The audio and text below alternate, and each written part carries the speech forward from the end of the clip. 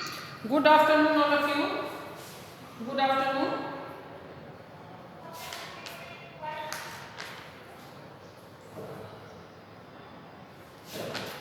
आज हम लोग चैप्टर 5 का रिवीजन करेंगे। चैप्टर 5 का शीर्षक है दिव्या दीवान भारती, पार्ट 5।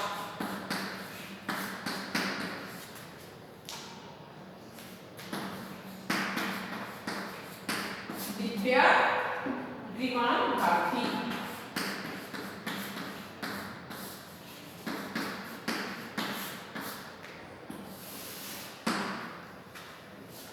आज हम लोग चैप्टर 5 पढ़ रहे हैं, जिनका शीर्षक है दिव्या दीवान भारती। दिव्या दीवान भारती संस्कृत को कहा गया है। हमारी संस्कृत भाषा जो है बहुत दिव्य है, बहुत ही अच्छी भाषा है, सरल भाषा है। तो इसमें कन्वर्सेशन के माध्यम से, वार्तालाप के माध्यम से संस्कृत विषय के महत्व को बताया गया है इस पाठ में। चलो, 8वीं कक्षाया छात्रा परस्परम वार्तालापं कुर्वन्ति। 8वीं कक्षा के छात्र आपस में परस्पर बातचीत कर रहे हैं। सुशांत एक लड़के का नाम है। भो मित्राणि किं भवन्तः जानन्ति अद्य का तिथि अस्ति। हे मित्र, क्या आप जानते हैं कि आज कौन सी तिथि है। गरिमा आम हाँ। अहम जानामि मैं जानती हूँ। अद्य श्रावण मासस्य पूर्णिमा तिथि अस्ति। आज सावन महीने की पूर्णिमा तिथि है। प्रशांत वयम् इदम् अपि जानीमः यत् प्रतिवर्ष श्रावण मासस्य पूर्णिमायां संस्कृत दिवसः आयोज्यते। प्रशांत बोल रहा है, मैं भी जानता हूँ कि प्रतिवर्ष सावन महीने की पूर्णिमा तिथि को संस्कृत दिवस मनाया जाता है। सब तदैव इति पदे का संधि विच्छेद तदा जो ए, तदैव इति पद संधि विच्छेद का, तदैव का संधि विच्छेद क्या है।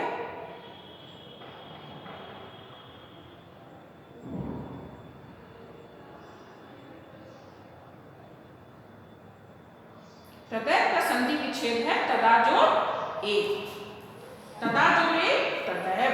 तभी अध्यापक कक्षा में प्रवेश करते हैं।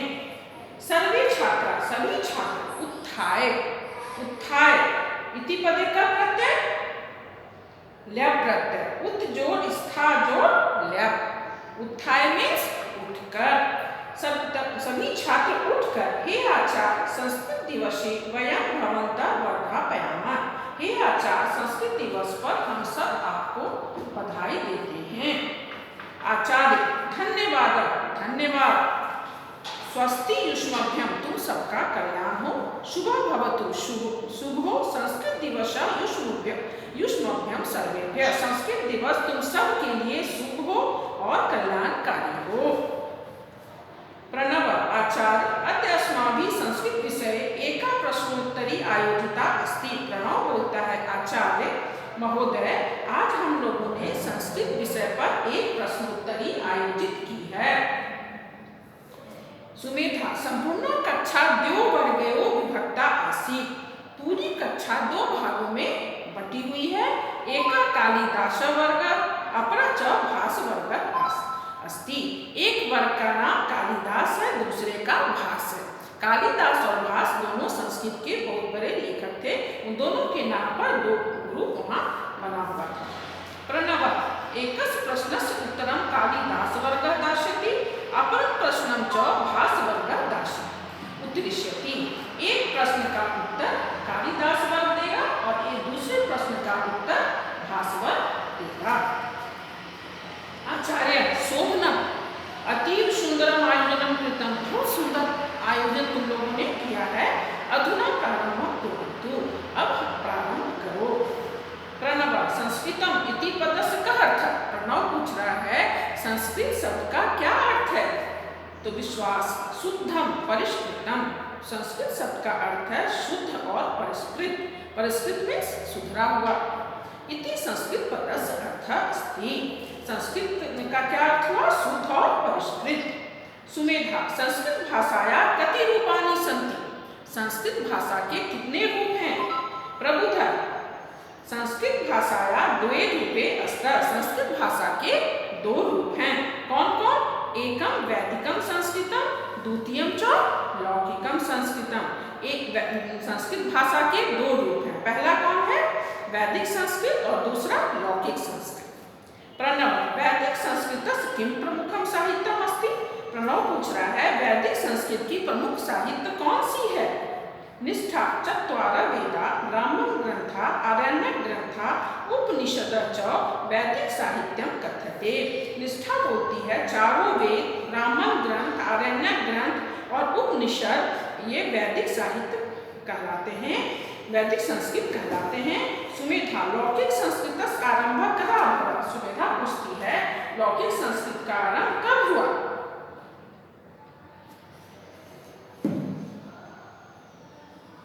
सुमेधा पूछ रही है लौकिक संस्कृत का आरंभ कब हुआ? कब हुआ लौकिक संस्कृत का आरंभ? किसके काल में हुआ था? वाल्मीकि के समय में, है ना। सुमेधा लौकिक संस्कृत आरंभ कदा भवत्। लौकिक संस्कृत का आरंभ कब हुआ? विवेक वाल्मीकि कालात् लौकिक संस्कृत प्रारंभ मन्यते। वाल्मीकि के समय में लौकिक संस्कृत का आरंभ माना जाता है। इनकी कौन सी कृति थी? अस्य कृति रामायण लौकिक संस्कृत आदिमम ग्रंथ अस्ति। इनकी जो सबसे पहली रचना थी रामायण लौकिक संस्कृत की सबसे पहला ग्रंथ है। प्रणव लौकिक संस्कृत अनेक प्रमुख ग्रंथ थे। प्रणव बोलता है लौकिक संस्कृत के अन्य प्रमुख ग्रंथ कौन से हैं? के चौतेषां प्रणेता और उनके प्रणेता, प्रणेता मीन्स लेखक, उनको लिखने वाले कौन हैं? लौकिक संस्कृत के अन्य और कौन कौन से प्रमुख ग्रंथ हैं और किसने लिखी हैं? प्रज्ञा महाभारतम व्यासेन विरचितम। लौकिक संस्कृत की दूसरी जो प्रमुख ग्रंथ है क्या है? महाभारत। और महाभारत की रचना किसने की थी? वेद व्यास। वेद व्यास ने महाभारत की रचना की थी। रमेश रघुवंशम कुमार संभवम च कालिदासेन रचिते महाकाव्ये। रघुवंश और कुमार संभव कालिदास द्वारा रचित महाकाव्य है। शुभ्रा कालिदासेन एव रचितानि अभिज्ञान शाकुंतलम मालविका अग्निमित्रम विक्रमो वर्षीयम च एतानि त्रीणि नाटकानि। शुभ्रा क्या बोल रही है? कालिदास के द्वारा ही रची गई अभिज्ञान शाकुंतलम, मालविका अग्निमित्रम और विक्रमोवर्षीयम ये तीन नाटक हैं। वरुण शिशुपाल वधम माघेन रचितम काव्यम। तो वरुण क्या बोल रहा है? शिशुपाल वध जो है माघ के द्वारा रचित काव्य है। गौरव नीति शतकम भर्तृहरिना लिखितम। गौरव क्या बोल रहा है? नीति शतक भर्तृहरि द्वारा लिखी गई है। नीतिश पंचतंत्रम विष्णु शर्मा लिखितम। पंचतंत्र किसके द्वारा लिखी गई है? विष्णु शर्मा के द्वारा लिखी गई है। और तब बलवीर क्या बोलता है? कादम्बरी बाण भट्ट। कादम्बरी बाण भट्ट के द्वारा लिखी गई कथा है।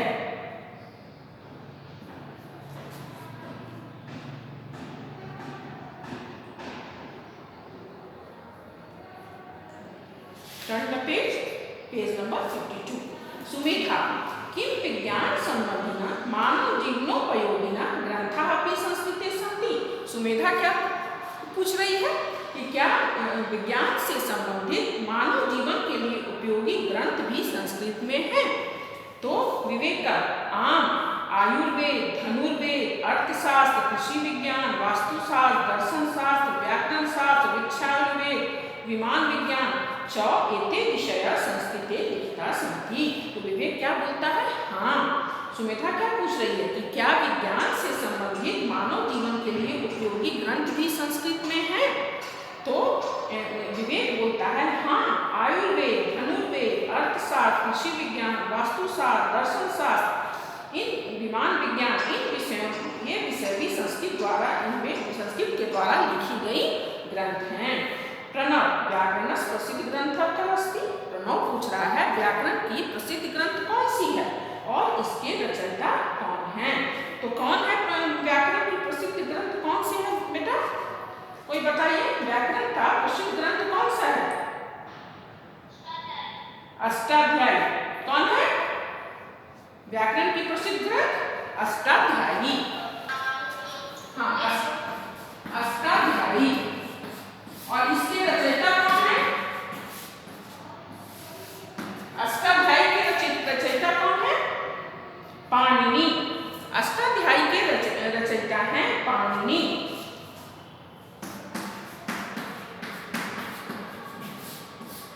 अष्टाध्यायी के रचयिता हैं पाणिनि।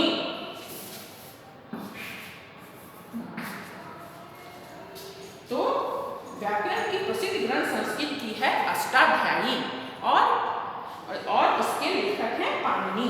च तस्य प्रणेता अस्ति आचार्य साधु युष्माभि अति मनोरंजिका ज्ञानवर्धिनी च इयं प्रश्नोत्तरी आयोजिता। आचार्य बोल रहे हैं बहुत अच्छा, आप लोगों ने बहुत ही मनोरंजक और ज्ञानवर्धक प्रश्नोत्तरी किसको बोलते हैं? इंग्लिश में क्विज बोलते हो ना, वही हुआ प्रश्नोत्तरी आयोजित की है। अन्य खलु संस्कृत सामान्य परिचय प्राप्यते। और दूसरा, इसके द्वारा संस्कृत का सामान्य परिचय प्राप्त होता है, संस्कृत के विषय में जानकारी प्राप्त होती है हुई है। इस चैप्टर के माध्यम से हम लोगों ने बहुत से संस्कृत के विषय में जानकारी प्राप्त की है कि बहुत विभिन्न प्रकार के पुस्तक के नाम, उनके रचयिता के नाम, लौकिक संस्कृत, वैदिक संस्कृत, ये संस्कृत भाषा विश्व प्राचीनतमा भाषा अस्ति। आप सब जानते हैं बेटा कि संस्कृत भाषा जो है विश्व की सबसे प्राचीन भाषा है। संस्कृत भाषा विश्व प्राचीनतमा भाषा, प्राचीनतमा भाषा अस्ति। संस्कृत भाषा जो है विश्व की सबसे प्राचीन भाषा है। अस्माकं संस्कृते सभ्यताया च मूलम् अस्याम् एव निहितम् अस्ति। हमारी संस्कृति और सभ्यता का जड़, मूल मीन्स जड़, इसी भाषा में निहित है। किस भाषा में? संस्कृत भाषा में। संस्कृत वयम् एतां मधुरां भाषां शरणं रक्षिष्यामः। सभी छात्र बोलते हैं हम सब सदा इस भाषा की हमेशा रक्षा करेंगे। सर्वे मिलित्वा गायन्ति, सभी मिलकर गाते हैं। क्या गाते हैं? सभी मिलकर क्या गाते हैं? वयं पठाम संस्कृतं वयं लिखाम संस्कृतं सदा वदाम संस्कृतं प्रचारयाम संस्कृतं। सब मिलकर गाते हैं वयं पठाम संस्कृतं वयं लिखाम संस्कृतं सदा वदाम संस्कृतं प्रचारयाम संस्कृतं जयतु संस्कृतं जयतु भारतम्। अर्थात हम सब संस्कृत को पढ़ेंगे, लिखेंगे, बोलेंगे, इसका प्रचार करेंगे, संस्कृत की जय हो और भारत की जय। आइए बेटा अब हम लोग इसका अभ्यास देखते हैं। सी पेज नंबर 53। पहला अभ्यास है पाठं पठित्वा वदन्तु लिखन्तु च आम अथवा न। किम संस्कृत दिवस श्रावण मासस् पूर्णिमायाम आयोज्यते। क्या संस्कृत दिवस श्रावण महीने के पूर्णिमा को आयोजित की जाती है? आम अथवा न? बोलो। आम। Very good. दूसरा है किम कक्षायाम निबंध प्रतियोगिता आयोजिता। क्या कक्षा में निबंध प्रतियोगिता आयोजित की गई थी? नहीं। किम कक्षा 2 वर्गयों विभक्ता आसीत्। आम। किम वेदा 4 सन्ति। आम। किम लौकिक संस्कृतस् रामायणम् आदि काव्यं कथ्यते। आम। हाँ। क्यों? लौकिक संस्कृतस् रामायणम् आदि काव्यं कथ्यते। नहीं। आम अथवा नहीं? बोलो। हाँ, वेरी गुड। ये किसकी कौन सी थी ये? हैं? आदि ग्रंथ है रामायण। हाँ, रामायण जो है आदि ग्रंथ है, आदि काव्य नहीं है। काव्य की रचना किसने की थी? कालिदास ने, है ना? कालिदास कौन कौन से काव्य की रचना की थी? रघुवंशम, कुमार संभवम। तो ये काव्य नहीं है बेटा, ये ग्रंथ है। तुम नहीं। किम कादम्बरी कालिदासेन रचिता अस्ति। नहीं। तो उसके बाद है विशेषण विशेष्य। से रिक्त स्थानों की पूर्ति करना। कक्षा द्यो डैश विभक्ता सी, तो क्या होगा वर्गयो। छात्र संस्कृत विषय डैश प्रश्नोत्तरी आयोजिता, क्या होगा एका। संस्कृत भाषा विश्वस्य डैश भाषा अस्ति, प्राचीनतमा। अष्टाध्यायी इति व्याकरणस्य प्रसिद्धः ग्रन्थः अस्ति। वयम् एतां मधुरां डैश सदैव रक्षिष्यामः, क्या होगा बेटा भाषां। Very good. हाँ, अब देखो क्वेश्चन नंबर 3, मधुसाया उचितं पर्यायपदं चित्वा लिखन्तु। पर्यायपद मीन्स समान अर्थ वाले शब्द। तो आदिमा का पर्याय क्या होगा?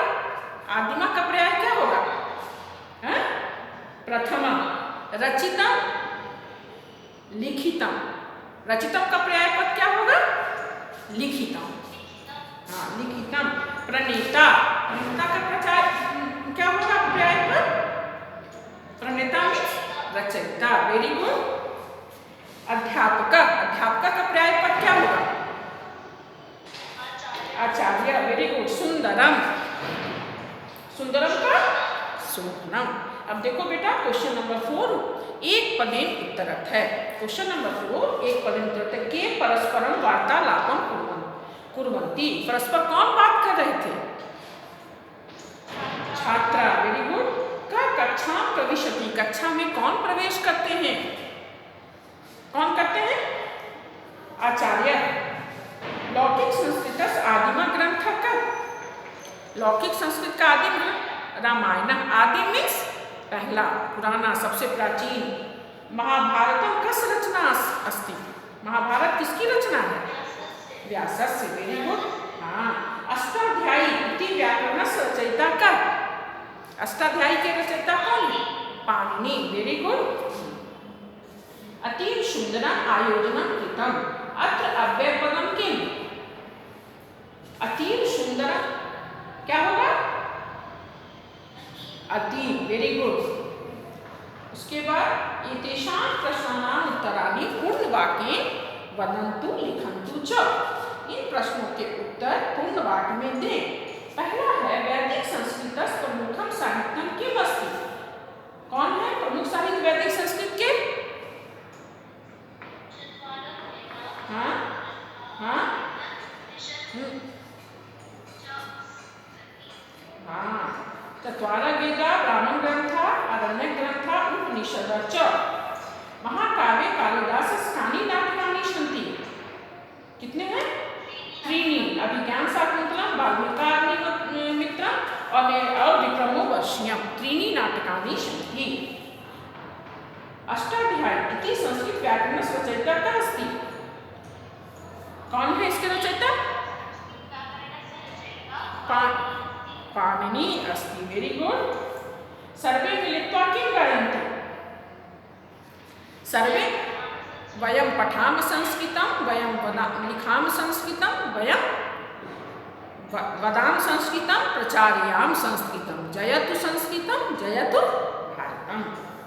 अस्माकं संस्कृते सभ्यताया च मूलं कुत्र निहितम्। हमारी संस्कृत और सभ्यता का जड़ कहाँ है? अस्माकं संस्कृति, हाँ कहाँ है? संस्कृते एव भाषायां निहितम् अस्ति। अब प्रश्न निर्माण करना है। प्रश्न निर्माण में बेटा मैंने बार बार कहा है पूर्ण वाक्य में दीजिएगा, क्वेश्चन मार्क लगेगा। यहाँ पे है छात्रा संस्कृत दिवसस्य आयोजनम कृतवन्तः। छात्रा अंडरलाइन है, छात्रा की जगह क्या हो जाएगा? के। Very good. के संस्कृत दिवसस्य आयोजनम कृतवन्तः क्वेश्चन मार्क। छात्रा एका प्रश्नोत्तरी आयोजिता। छात्रा की जगह क्या होगा बेटा? क्या? हाँ, भवभूति उत्तर रामचरितम और रचयत। उत्तर रामचरितम अंडरलाइन है, उत्तर रामचरितम की जगह क्या हो जाएगा? उत्तर रामचरितम किम कालिदासे त्रीणि नाटकानि रचितानि। त्रीणि की जगह कानि। Very good. रामायण वाल्मीकि रचना अस्ति। वाल्मीकि अंडरलाइन है, क्या हो जाएगा? कश। Very good. अब देखो बेटा ये तो मूल्यांकन प्रश्न गतिविधि, इसको पेज टर्न कीजिए। अब हम लोग यहाँ पढ़ेंगे संख्यावाचक शब्द। आप लोगों को पता है कि हम लोगों को संस्कृत में संख्या पढ़ना है। संस्कृत में हम लोगों को संख्या 1 से लेके 100 तक संस्कृत में पढ़ना है। यहाँ बताया गया है कैसे इसका हम प्रयोग करेंगे संख्या का। और संख्यावाचक में 1 से लेके 4 तक इसका प्रयोग तीनों लिंगों में होता है। आप लोगों को पता है ना, संख्या का प्रयोग 1 से 4 तक तीनों लिंगों में होता है। पुल्लिंग के लिए अलग, स्त्रीलिंग के लिए अलग और नपुंसक लिंग के लिए अलग। जैसे एकः, एका, एकम। एकः हो गया पुल्लिंग, एका स्त्रीलिंग और एका नपुंसक लिंग। एकः बालकः, एका बालिका, एकम फलम। द्वौ द्वे द्वे, पुल्लिंग के लिए दो, स्त्रीलिंग के लिए द्वे और नपुंसक लिंग के लिए द्वे। इसी तरह त्रय, तिस्र, त्रीणि। त्रय हो गया पुल्लिंग के लिए, जैसे त्रय पुरुषा, त्रय बालका। तिस्र स्त्रीलिंग के लिए, तो तिस्र माला। त्रीणि पुस्तकानि, है ना। इसी प्रकार 4 के लिए भी, 4 का प्रयोग भी तीनों लिंगों में होता है। पुल्लिंग के लिए चत्वार, स्त्रीलिंग के लिए चतुर्ष और नपुंसक लिंग के लिए चत्वारि। चत्वार, चतुर्ष, चत्वारि। जैसे चत्वार गजा पुल्लिंग के लिए हो गया, या चत्वार बालका, चत्वार पुरुषा और चतुर्ष अध्यापिका, चतुर्ष महिला। इसी प्रकार चत्वारि पुस्तकानि, नपुंसक लिंग के लिए क्या हो जाएगा, चत्वारि पुस्तकानि। और फिर 5 से लेके एक ही लिंगों में इसका प्रयोग होता है। सिर्फ संख्यावाचक में 1 से लेके 4 तक तीनों लिंगों में इसका प्रयोग होता है, लेकिन 5 से एक ही लिंगों में होता है। जैसे पंचशस्कर, पंच, षट, सप्त, अष्ट, नव, 10, एकादश, द्वादश, त्रयोदश, चतुर्दश, पंचदश, षोडश, सप्तदश, अष्टदश, नवदश, विंशति।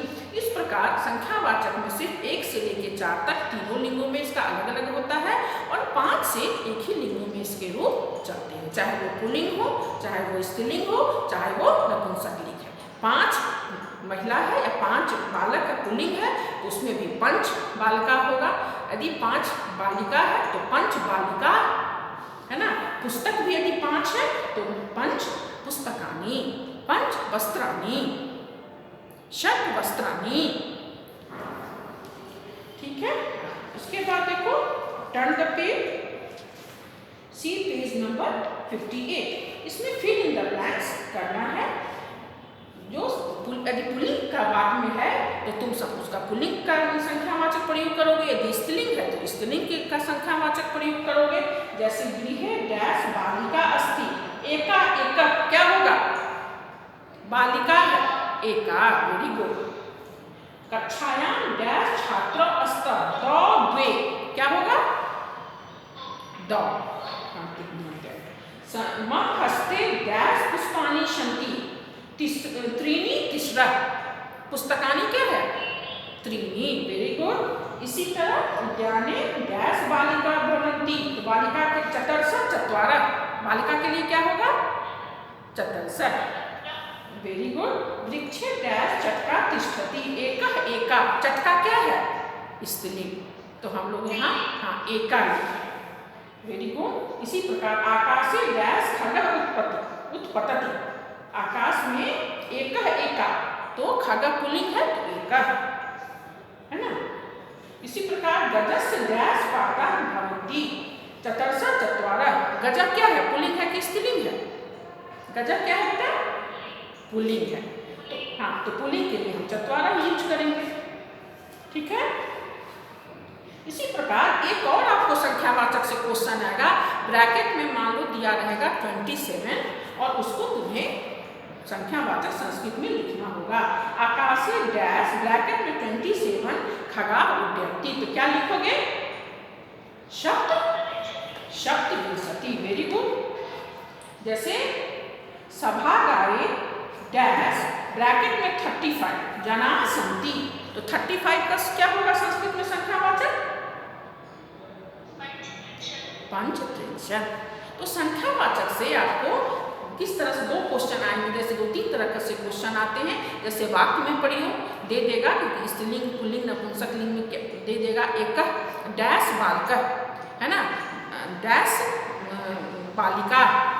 इसी तरह मान लो यहाँ पे फिर कभी दे देगा ब्रैकेट में 27, 35, 10, 12, इसको संस्कृत में लिखना रहेगा। जैसे हम संस्कृत विषय डैश अंकान प्राप्तवान 96 का क्या होगा बेटा संख्यावाचक शब्द संस्कृत में क्या हो जाएगा? संनवति। हाँ, वेरी गुड। कक्षायाम डैश ब्रैकेट में 24 छात्रा सन्ति, तो 24 का संस्कृत क्या होगा? चतुर्विंशति। एक तो फिर इन द ब्लैंक्स में है, जैसे गृहे डैश बालिका अस्ति एका कक्षायाम डैश छात्रा अस्ति द्वे, तो देख लोगे कि स्त्रीलिंग है कि पुल्लिंग है, उस अनुसार लगाओगे। और एक दे देगा फिर इन द ब्लैंक्स और ब्रैकेट में दे देगा संख्या, उसको संस्कृत में लिखना होगा। हो गया बेटा। अब हम लोगों ने इस चैप्टर में चैप्टर 5 था दिव्याग्रिवान भारती। दिव्या संस्कृत भाषा के लिए ये शब्द कहा गया है। हमारी संस्कृत भाषा जो है दिव्य है, बहुत मधुर है ना। ग्रीवान भारती अर्थात देवी, देवों की भाषा, देवी की भाषा अच्छी है, मधुर है, दिव्य है। तो हमारे इस चैप्टर में हमने देखा चैप्टर 5 में, है ना, कन्वर्सेशन के माध्यम से संस्कृत के विषय पर महत्वपूर्ण जानकारी दी गई है। विभिन्न पुस्तकों के नाम, उसके लेखक के नाम, विभिन्न साहित्यों के नाम, वेदों के नाम, उनके लेखकों के नाम, सारी बातें बताई गई है। ठीक है। और इसके बाद इस चैप्टर में फिर हम लोगों को समास भी पढ़ना है। बेटा मैंने समास आप लोगों को अलग से भी पढ़ा दिया है ना, पढ़ाया है ना। हाँ, समास किसे करते हैं? समास किसे करते हैं?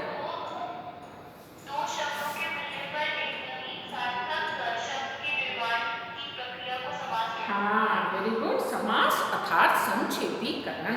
जब दो या दो से अधिक पद किसी विशेष प्रयोजन से एक हो जाते हैं तो उन्हें हम समास करते हैं, है ना। और जब दो या दो से अधिक पदों का एक पद हो जाना समास कहलाता है। जैसे गंगा जलम, गंगाया जलम, गंगा जलम। और जिस वाक्य से समस्त पद के अर्थ का बोध हो उसे विग्रह करते हैं। समास के कितने भेद हैं? मुख्य रूप से समास के 4 भेद हैं। कौन कौन? अव्ययी भाव, द्वंद्व, तत्पुरुष और बहुब्रीहि। ये हम लोगों ने पढ़ लिया है। तो इस चैप्टर में यहाँ पे हम लोगों को तत्पुरुष और द्वंद्व समास पढ़ना है। तो तत्पुरुष समास किसे कहते हैं बेटा?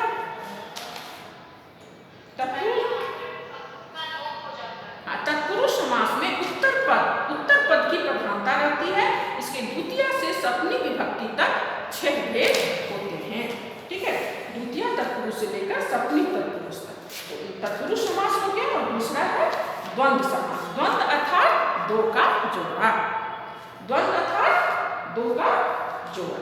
तो इस चैप्टर में ऐसे समास के 4 भेद हैं मुख्य रूप से, अव्ययी भाव, द्वंद्व, तत्पुरुष और बहुब्रीहि। लेकिन इस चैप्टर में हम लोगों को तत्पुरुष और द्वंद्व पढ़ना है। तत्पुरुष समास में द्वितीय तत्पुरुष से सप्तमी तत्पुरुष तक विभक्ति तक होती है। इसमें उत्तर पद की प्रधानता होती है। और द्वंद्व में दो का जोड़ा। जैसे जनानाम समूह, जन समूह, कौन सा समास है? वेरी गुड, तत्पुरुष। 1 मिनट। राष्ट्रपति कौन सा समास है? तत्पुरुष समास, षष्ठी तत्पुरुष समास। राष्ट्रपति, राष्ट्र का पति, राष्ट्रपति, है ना। द्वितीय से सप्तमी विभक्ति तक होती है तत्पुरुष समास में। और इसमें उत्तर पद की प्रधानता होती है। तो राष्ट्रपति, उसमें पूछेगा सीतारामो, सीतारामो कौन सा समास है? द्वंद्व समास। द्वंद्व समास क्या होता है? द्वंद्व अर्थात दो का जोड़ा। तो सीता, हाँ, सीता च राम च सीताराम, राम लक्ष्मणौ, राम च लक्ष्मणं च, राम। द्वंद्व समास। कौन समास होगा? द्वंद्व समास। हाँ, वेरी गुड। अच्छा, कार्य निपुण कौन सा समास है? हाँ, वेरी गुड। तत्पुरुष समास हो गया। कार्येषु निपुण, कार्य में निपुण है, तो सप्तमी तत्पुरुष है। लेकिन लिखने में हम लोग को जो दिया जाएगा कि कौन सा समास है बताओ, तो आपसे तत्पुरुष समास लिखें। ठीक है बेटा। तो तो इस तरह से हम लोगों ने आज यहाँ देखा इस चैप्टर में समास भी हम लोग को पढ़ना था। तो समास में हम लोगों को 2 पढ़ना था यहाँ, तत्पुरुष और द्वंद्व समास। ठीक है।